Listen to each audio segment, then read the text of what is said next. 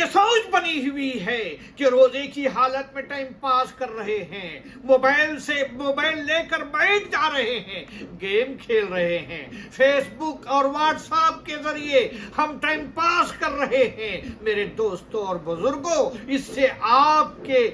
روزے کی حالات میں یہ سب ٹھیک نہیں ہے، جس سے روزے کی روح کمزور ہوگی۔ موبائل میں ٹائم پاس کرتے ہو، کھیل کود ڈرامہ دیکھتے رہتے ہو، ایسے گیم آ گئے ہیں دوستوں، میں تمہیں کیا بتاؤں، مجھ سے زیادہ آپ جانتے ہیں، گھنٹوں وقت گزر جاتا ہے اور پتہ بھی نہیں چلتا ہے۔ روزہ رکھ کر یہ سب حالات سے دور رہنے چاہیے، موبائل کا غلط استعمال نہیں کرنی چاہیے، اس سے اچھا استعمال کیجئے، جو اسلام میں جائز ہے اس کو دیکھیے، جو اسلام میں دیکھنا ہے اس کو دیکھیے۔ میرے دوستوں اور بزرگوں، یہ مہینہ برکت والا مہینہ ہے، یہ مہینہ رحمت والا مہینہ ہے، یہ مہینہ نجات والا مہینہ ہے۔ میرے دوستوں، اس مہینے کو آپ برباد مت کیجئے، اس مہینے میں خدا کی عبادت کیجئے، خدا کی ریاضت کیجئے۔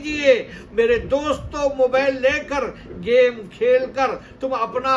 وقت برباد مت کیجئے، کچھ نہ کچھ سیکھتے رہیے، کچھ نہ کچھ پڑھتے رہیے، اور افطار کے وقت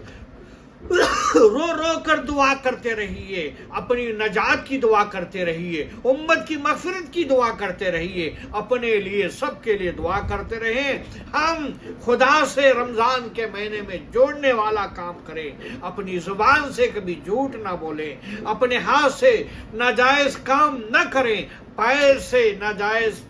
کام کی طرف نہ بڑھیں۔ روزے کی حالت میں